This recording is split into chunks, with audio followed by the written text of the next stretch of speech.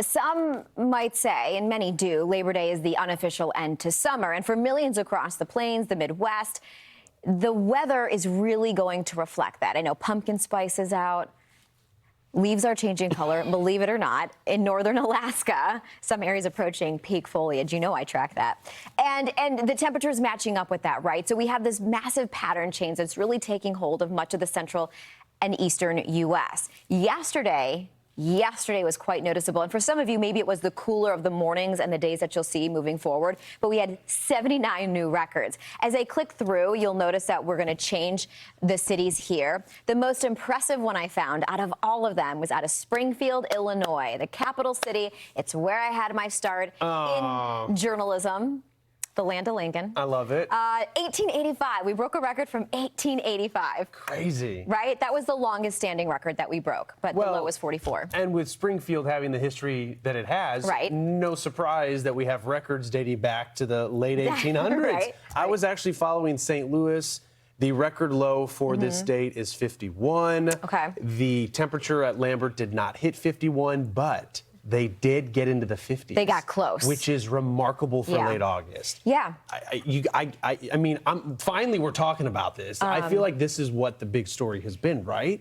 This is what everybody's talking about. Yeah, this is water cooler chat. Good. So St. Louis, Illinois. That's right. Illinois. You say it correct, yeah. There was a record, a morning low yesterday. Cahokia. In Cahokia. Yeah.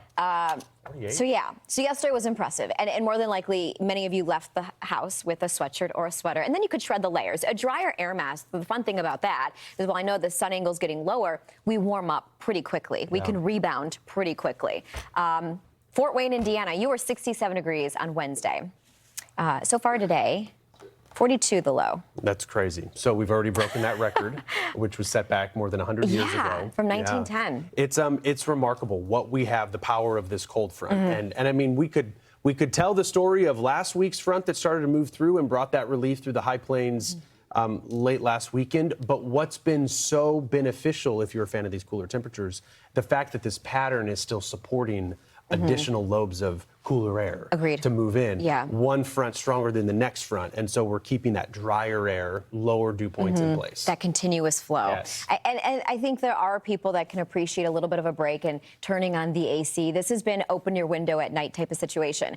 In terms of today, the high temperatures today, we will have spots warm up to maybe upper 70s, around 80 degrees, but the temperatures are more reflective of early, if not towards the end of October, from Nebraska to Kansas to Wichita.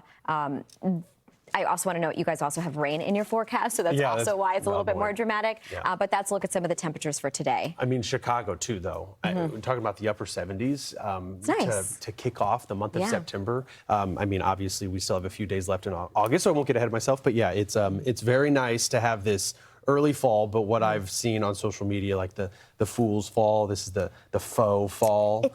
Because there's probably still a little bit of summer to go. Yeah, I'd say it's like an appetizer. Let's see. Maybe it's the beginning of or perhaps that.